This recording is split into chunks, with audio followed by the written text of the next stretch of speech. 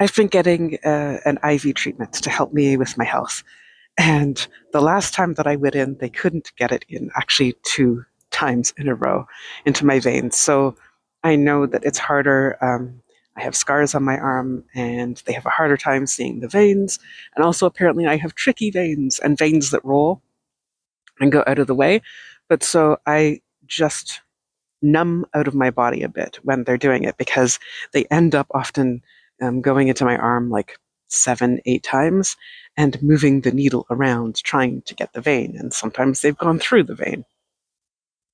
And the last time, the very last time that they put the needle in, they went through my vein. But I was so out of my body that I didn't notice the stinging sensation in my hand. I didn't feel anything at all. But after she moved her hands away, I said, wait, there is like a big bubble on my hand. You see that? And so she immediately stopped the drip. And I still didn't feel anything until, like, I don't know, a minute later. And then the stinging began, and it hurt so badly.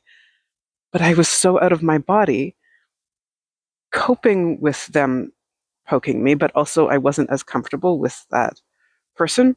Um, and I didn't feel as safe. And so I was dissociating more, and I wasn't in my body as much, and I didn't feel it. But I should feel that stinging sensation because it's a very strong pain. I should feel it right away.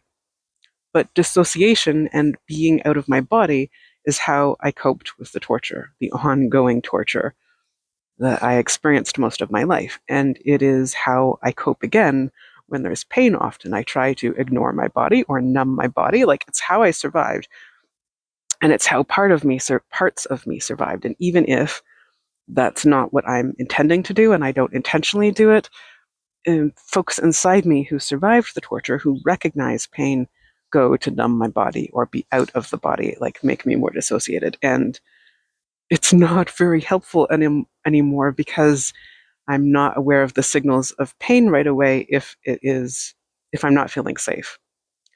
And that's not a good thing.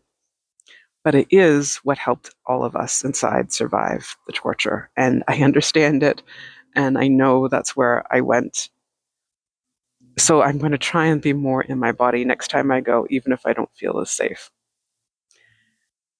But it's old coping, and it makes complete sense for being a cult torture survivor and surviving trauma and torture most of my life.